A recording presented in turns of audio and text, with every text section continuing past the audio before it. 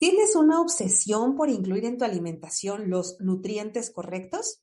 Hoy hablamos del nutricionismo. Are you ready? Hola, bienvenidas a Nutrición que Libera, un programa en el que hablamos de bienestar fusionando medicina, nutrición y psicología, donde no nos centramos en el peso y les decimos adiós a las dietas. Bienvenidas. Bienvenidos y bienvenidas a este podcast quincenal Nutrición que Libera. Soy la doctora Iracema Vázquez, médica especialista en nutrición clínica. Hoy vamos a hablar del nutricionismo. ¿Habías escuchado hablar de este término extraño, no? Quiero decir que la información que voy a decir en este podcast la obtuve de diferentes artículos, del de Michael Pollan, del New York Times Magazine, de Hilary Kinavey y Dana Stantevant, del Center for Body Trust, y de Kate Ginger, que es interna en nutrición, de HASLab. ¿Okay? Entonces es una compilación de toda esta información. Y primero quiero decirles que en mi consulta muchas veces escucho preguntas como: ¿es malo comer carne roja? ¿Cuántas veces a la semana puedo comer pan dulce?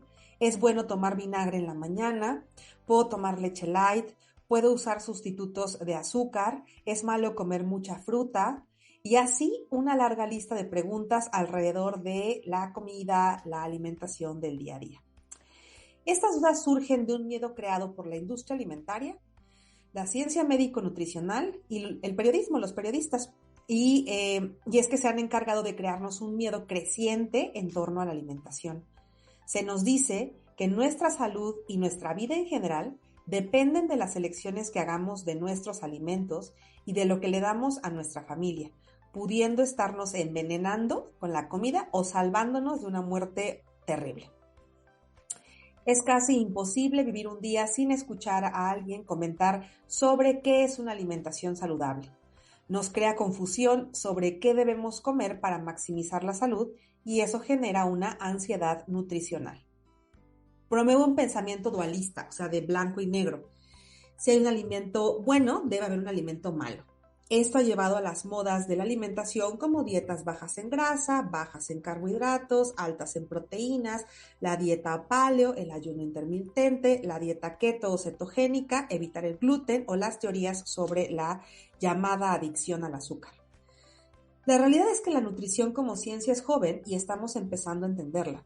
Es importante saber que, como especie, hemos sabido elegir nuestros alimentos por cientos de años antes de que se creara la ciencia de la nutrición. Los expertos en alimentación no tenemos tanto en la tierra y aún así hemos sobrevivido como especie. Es verdad que la industria alimentaria ha ido cambiando y hemos tenido que adaptarnos a esto. Al final te voy a dar unas recomendaciones sobre cómo lidiar con tantas ofertas alimenticias y las dudas que te generan. El nutricionismo hace que escojamos la comida basándonos en lo que dice un experto y no en nuestra sabiduría innata y el significado de la comida. En los 80s, la oferta de alimentos en los supermercados fue desapareciendo y fue sustituida por nutrientes. Pasamos de elegir huevo, pollo o cereal a elegir con base en el contenido de colesterol, grasa, fibra o vitaminas. Se les empezó a dar una importancia creciente a los nutrientes en la salud de los individuos. Se empezó a clasificar los alimentos como buenos y malos. La promesa es que si comes más de los correctos y menos de los incorrectos, vivirás más y evitarás enfermedades crónicas. Hablemos un poco de cómo es que fue surgiendo esto. En el siglo XIX, William Prout identificó los 3 macronutrientes: grasas, proteínas y carbohidratos. Y entonces se creía que ya sabíamos todo acerca de los alimentos y de lo que hacían en el cuerpo. A finales del siglo XIX, unos médicos británicos observaron que algunos trabajadores chinos desarrollaban una enfermedad que llamaron beriberi. Posteriormente se dieron cuenta que la alimentación de esos trabajadores era diferente en la composición de las personas que no presentaban esta enfermedad. Y así se descubrieron las deficiencias de vitaminas, en este caso la de vitamina B1 o tiamina. En 1977 se observó un aumento en Estados Unidos de las enfermedades cardiovasculares, diabetes mellitus y cáncer. Un político llamado George McGovern desarrolló un documento llamado Dietary Goals for the United States, o metas dietarias o dietistas para los estadounidenses.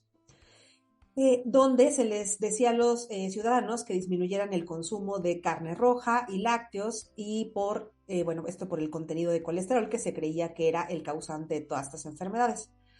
Posteriormente se les dijo que aumentaran el consumo de pescados y pollo porque tenían menos grasas saturadas. Así entonces se empezó a culpabilizar a las grasas y al tipo de grasas por el desarrollo de ciertas enfermedades.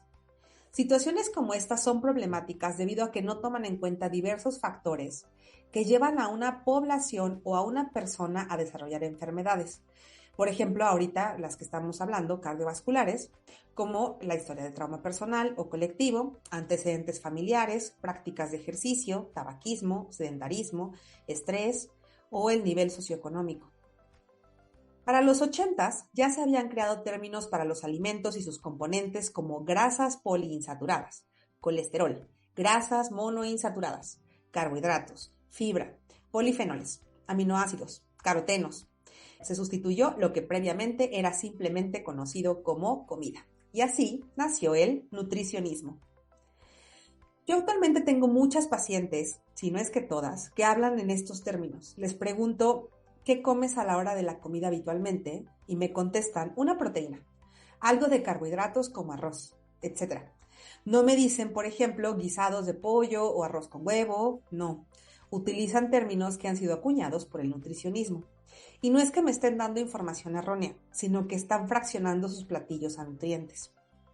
El nutricionismo describe la fijación en nutrientes a expensas del contenido y conocimiento experimental de la comida y del comer. Michael Pollan nos dice que el nutricionismo o nutritionism en inglés, al usar el término ism al final o ismo, lo transforma en una ideología. Por lo tanto, no es un sujeto científico. Los nutrientes, que son su base, no se ven, son difíciles de entender y entonces necesitaríamos a un experto. El experto diría que el punto de comer es mantener y promover la salud corporal. Como dijo Hipócrates hace ya varios años, deja que la comida sea tu medicina. Esto no es real para todas las culturas, donde la comida es vista también como un medio de socialización, amor, conexión, cultura o placer, y esto no hace que la persona sea menos sana o la población en sí. Un ejemplo de esto es lo llamado la paradoja francesa, que se refiere a que esta población consume muchos alimentos que no se consideran, entre comillas, saludables, y sin embargo lo están, debido a que la cultura y tradiciones son muy importantes para ellos. Debido al nutricionismo, la industria alimentaria se vio en la necesidad de aumentar los nutrientes, entre comillas, buenos en sus productos, como aumentar la fibra, y disminuir los, entre comillas, malos, como las grasas saturadas.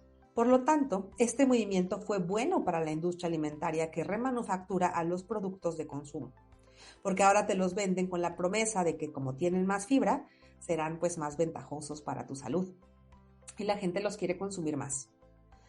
Los alimentos que no se manufacturan, como el aguacate, en la vieja escuela eran una fuente de grasa.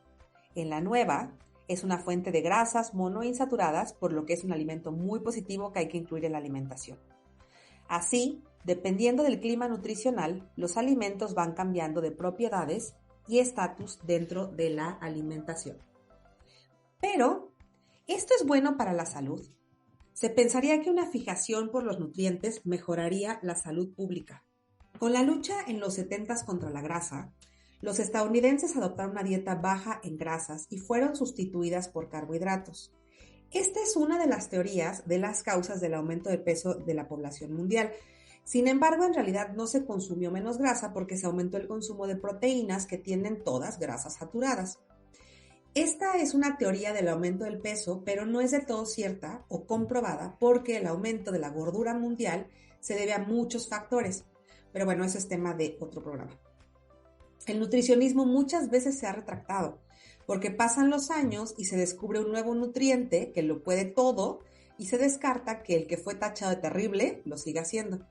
Por ejemplo, yo cuando estudié medicina, el enemigo público número 1 eran las grasas.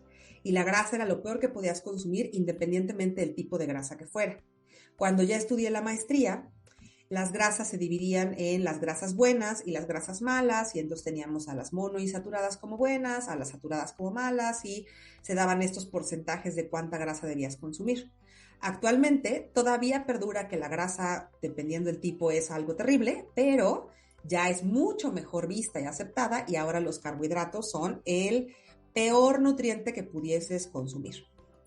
El problema de estudiar nutriente por nutriente, nos dice Marion Nestlé, es que se saca al nutriente del contexto de la comida, a la comida del contexto de la dieta y a la dieta del contexto del estilo de vida. Esto hace que se ignoren interacciones complejas de los alimentos entre sí, llevando a una ciencia reduccionista. La gente come comida, no nutrientes, y esta puede comportarse muy diferente de los nutrientes que contiene, dependiendo de la mezcla de alimentos, la preparación, si están crudos o cocidos, de la acidez estomacal, las enzimas digestivas de cada individuo, de su microbiota intestinal y de su absorción intestinal. Los seres humanos vamos a la mesa a conectar, celebrar e incluso a pasar las penas. E incluso si todos comiéramos lo mismo, la misma cantidad de nutrientes y la misma cantidad de calorías, dependiendo de muchísimos factores, absorbemos estos nutrientes de diferentes formas. Entonces no podemos garantizar que en una persona estas reglas del nutricionismo van a funcionar. La comida es seguridad, familia, amigos, ayuda a expresar orgullo, amor y comodidad. La comida es mucho más que una suma de nutrientes. La ciencia exalta los nutrientes que conocemos ahora. Sin embargo, hay muchos que desconocemos aún sobre la ciencia de los alimentos. Hay toda una industria nutricional esperando enriquecerse de nuestra culpa al comer o de nuestras expectativas de que habrá nutrientes que nos liberen del sufrimiento. Sin embargo, estamos lejos de poder entender cómo funcionan los nutrientes al 100% en la comida. Al aislar, por ejemplo, algunos antioxidantes de las verduras o frutas, esos no funcionan igual. Probablemente tenga que ver con otros componentes de la verdura misma. Además, cuando ingerimos un alimento, no lo hacemos normalmente solo, sino lo combinamos con otro. Por ejemplo, las zanahorias tienen vitaminas, es una fuente importante de vitamina A, pero si tomamos vitamina A sola, no actúa igual que si estuviéramos comiendo zanahorias. Y aquí en México sí es común comer zanahorias solitas con limón, chile y sal, pero casi siempre se combinan con guisados o con otras verduras, y eso puede hacer que cómo absorbemos o asimilamos los nutrientes sea muy diferente. Otro factor a tomar en cuenta en el desarrollo de enfermedades es la relación de que si comes mucho de un alimento, puedes dejar fuera otro. Por ejemplo, si comes mucha carne y proteínas, esto puede hacer que disminuyas el consumo de verduras y frutas. Entonces hay que preguntarnos, ¿podría eso tener que ver con el desarrollo de enfermedades cardiovasculares?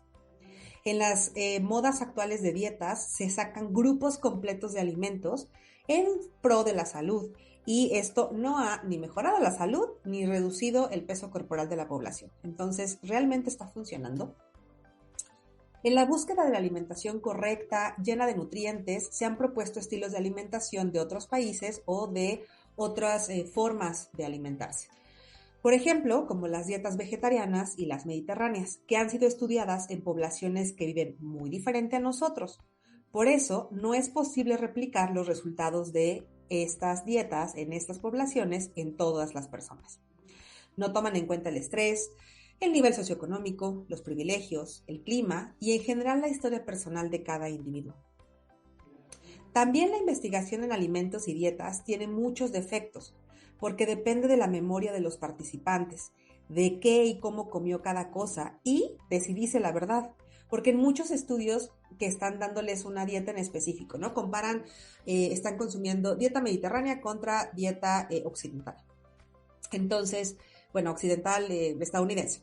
Entonces comparan y les hacen interrogatorios de qué han consumido, cuánto han consumido en los últimos meses, y muchas personas se sienten presionadas a decir, bueno, en realidad, si me estás diciendo que la porción de pan es de ese tamaño y yo me comí 7 veces esa porción, mejor miento, ¿no? No porque quieran mentir, sino porque se sienten muy presionados por la cultura de dieta. Son estudios que tienen que hacerse por muchos años, y esto evita que sean sostenibles, al igual que las dietas. Además, la mayoría no controla factores como consumo de tabaco, prácticas de ejercicio, consumo de alcohol, estrés o patrones de sueño o, como ya dijimos, la historia personal de cada persona. El nutricionismo ha disminuido nuestro placer por comer y ha hecho poco o nada por mejorar nuestra salud. El nutricionismo causa una preocupación innecesaria por los alimentos y hace que el comer sea más complejo de lo que debería ser. Si tienes antecedentes de ser un dietante crónico, o sea, que has estado a dieta toda tu vida, una gran parte de tu vida, o tienes conductas alimentarias de riesgo, o sea, que tienes conductas que no son un trastorno de la conducta alimentaria, pero haces ayunos, cuentas calorías, pesas tu comida, tienes mucho miedo a engordar, todo esto te puede hacer sentir, el nutricionismo te puede hacer sentir muy conflictuado con casi cada alimento disponible para tu consumo. El extremo del nutricionismo sería la ortorexia, que es un trastorno de la conducta alimentaria que se caracteriza por obsesionarse por la comida saludable, leyendo todas las etiquetas y comiendo por la razón de evitar las enfermedades. Cuando volvemos a poner el foco en el placer, la gente retoma el interés por planear, comprar y cocinar. Finalmente, ¿qué te recomiendo? Ante la gran oferta de alimentos de la industria y toda la información que nos otorga, te diría: número 1. Sé crítico con la fuente de información nutricional que consumes. Esto incluye a los profesionales de la salud, redes sociales, programas de televisión, revistas. ¿Okay? Número 2. No estoy diciendo que el consumo de ciertos suplementos no esté indicado en ciertas enfermedades o condiciones de salud. Sin embargo, su mero consumo no va a evitar que enfermes. 3. Recuerda que la comida, además de nutrientes, es fuente de muchas otras cosas más, como el placer y la conexión. 4. Es verdad que nos conviene comer más alimentos frescos y menos procesados, pero esto no quiere decir que tengas que sacar a estos procesados de tu vida o sentirte culpable cada vez que los consumes. Si tienes dudas sobre qué cantidad de esos alimentos son recomendables para tu caso particular, será importante que lo consultes con tu profesional de salud de confianza. Paréntesis, de preferencia que trabaje desde un enfoque no centrado en el peso. 5. La comida no es medicina. Debo ser cuidadosa con esto porque la sabiduría ancestral nos dice que muchos alimentos tienen propiedades curativas. Sin embargo, no por comer ciertas cosas vas a evitar todas las enfermedades. Creo que hay ocasiones en las que preparaciones especiales sirven para aliviar ciertos padecimientos. Y esto es verdad, pero bueno, también podemos ver que depende de la combinación. Por ejemplo, hierbas que se utilizan aquí en México desde hace muchos años para tratar enfermedades funcionan porque no se les ve como un nutriente, sino se preparan brebajes, tés y bueno, pues por eso es que han funcionado por mucho tiempo. 6. Para ir sanando la relación con la comida, es importante recordar que el nutricionismo ha venido a hacer más daño a la salud mental que bien a la salud física. Y 7. Puedes escoger de los alimentos procesados los que tengan mejores propiedades, como más fibra, menos grasa saturada, etc. Pero estos componentes no tienen por qué guiar el total de tus decisiones alimentarias. Ejemplo, tienes deseos de comprar unas galletas que no tienen fibra, tienen colesterol, grasas saturadas y demás, pero te van a hacer muy feliz. Creo que es importante que se incluyan en la alimentación. Si estás teniendo conflictos en la cantidad de, ejemplo, estas galletas que estás consumiendo, es importante que te acerques con tu profesional de la salud y trabajen, sobre todo nutriólogas, psicólogas, coaches o yo que soy médico, que nos dedicamos a trabajar con conflictos con la alimentación. Bueno, pues me despido deseando que este tema del nutricionismo te ayude a darte cuenta que nuestras elecciones alimentarias están manipuladas por una industria que quiere atemorizarnos, vendernos y hacernos sentir culpables. Regresa a las raíces de tu cultura alimentaria y vuelve a sentir gozo por comer. Te invito a visitar mi página www.nutricionquelibera.com, donde puedes encontrar mi tienda, información sobre consultas, mi blog. Para hacer cita puedes acceder a mi perfil de Instagram, Nutrióloga que Libera, y en el Linktree, en el perfil puedes tener acceso a todas las formas de hacer cita. También puedes agendar una cita gratuita de orientación de 20 minutos para preguntarme todo sobre cómo sería tener una cita formal conmigo. Puedes hacerla desde psicoalimentación.com/Iracema. Nos vemos. Are you ready? Nutrición que Libera, un programa en el que hablamos de bienestar fusionando medicina, nutrición y psicología, donde no nos centramos en el peso y les decimos adiós a las dietas.